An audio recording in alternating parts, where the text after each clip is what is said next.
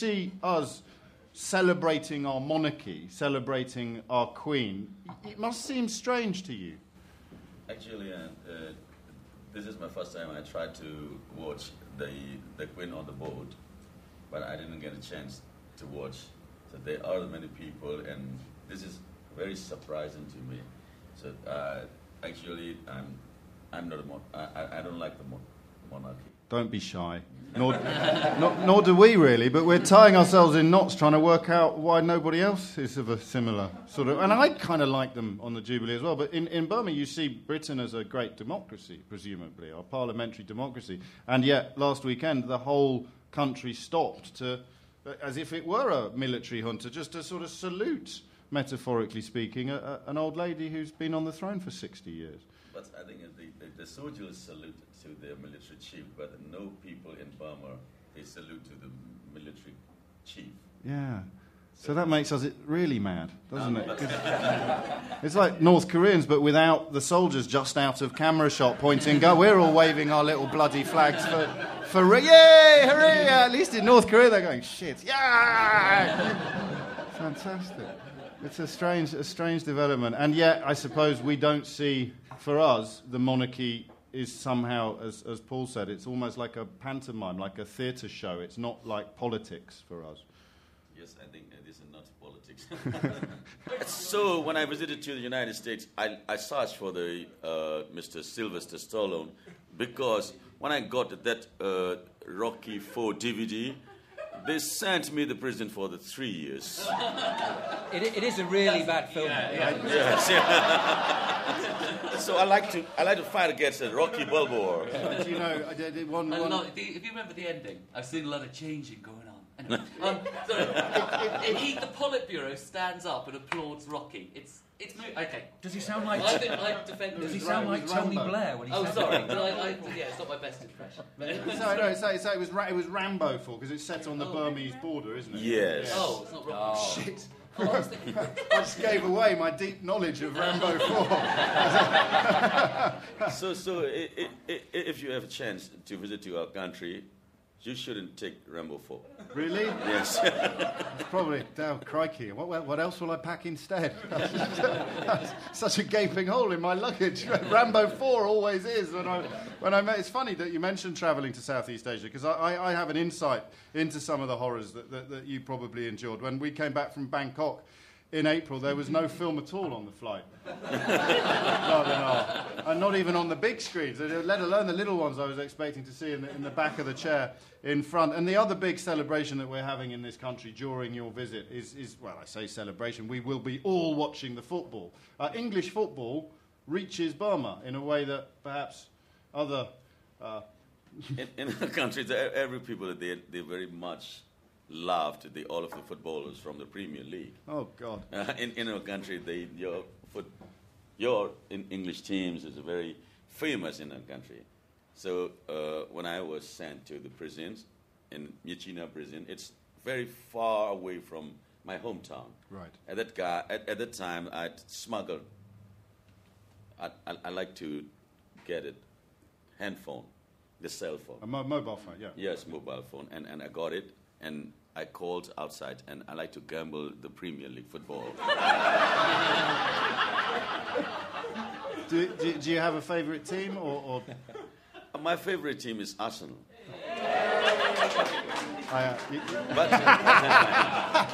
You're picking on a man who has been in prison.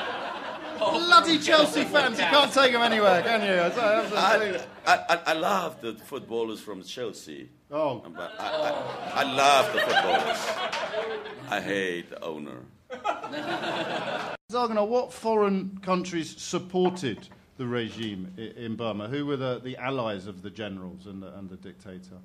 Burma's dictator and the military regime has a very good contact with Russia and China. The Russians are totally supported to our military regime. So in our country, our Burmese people want to be the James Bond. To go and kill Russians. Yes, they don't want to go to the trash. Yes. Is it the killing Russians, or is it a pen that turns into a fire extinguisher that attracts them the most? And what have you seen of? I asked you about Parliament. Do does news of British politicians reach Burma? Because I think you were in jail for your own election in 2010. Yeah. We had an election here that year as well. I wonder if the excitement reached you in your Burmese jail cell. I missed the two elections. In 1990, the election was held. At the time, I was in the prison. And to 2010 election, at the time, I was in the prison. But I got some messages, and I read some journals and magazines about the election. You know, in your country also, the election was done. And I think when I read about your new prime minister's name is David Cameron. Yes. I think he will be the James Cameron's son. I just think. Yes. I just think. Yes. And then another one is the deputy prime minister. Very very strange for me, and his name is Nick Clegg. I think Nick Clegg, yes. According to our Burmese traditional words, Nick Clegg means sinking. And then our Burmese word Clegg means unmature. So I think he must be an unmature man who is sinking. Yes. So it's a very strange thing.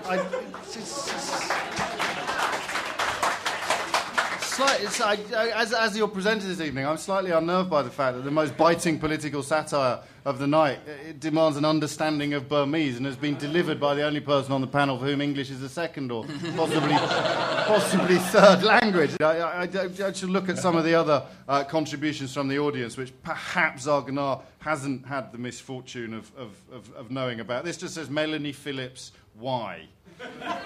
Helen Lewis, oh no! Yes, no, I yes. can feel it. Well, no, but yes, because you did used to ply your trade at the Daily Mail, something that you like to keep desperately secret, but which I, as the We've all got a little dark secret on this. I've got Royal Variety, you've got the Mail. Yes. Balls. Oh.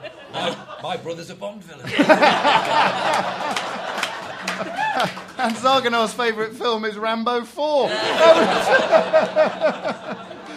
But there is a valid question there. Why? Not in an existential sense, but what role does Melanie Phillips fulfil in the British media? Well, there's a funny thing that happens at the Mail is that they discovered when they did audience research that almost no one reads the leader column, and that very boring. Often, why left-wing agitators want to kill Cliff Richard with the Swan. It's on page 14. But people like to read a paper that's got that in it. So I think that's the role that they fulfil, is they're the columnists that people sort of read the headline and go, yes, that is solidly right-wing, but don't actually then never need to actually read it. And that's what she's for. I love the way that previously you've had to smuggle your thoughts into your art. So filmmakers, for example, while Aung San Suu Kyi remained under house arrest, filmmakers tried to put secret messages in their films. Yeah.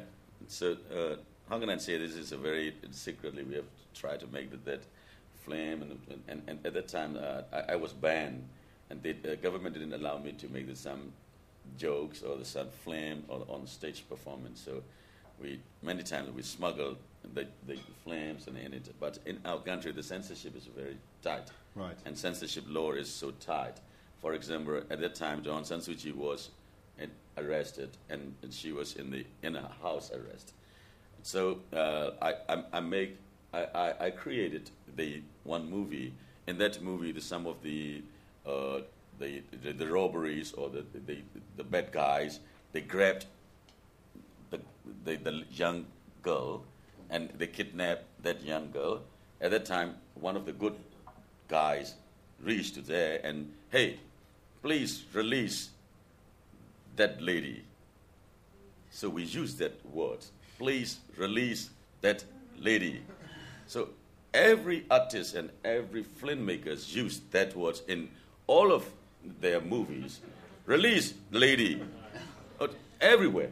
So that at the time, since both they knew about this release lady, they now remind me, they are warning me. So they announced, the censorship and censor board announced not to use release lady in your old movie. So when I created that movie, and the bad guys grabbed the young lady, the helper or the good guys, when he reached there, he told him, she called and screamed, help me, I want to help, but I have no chance to say, release you.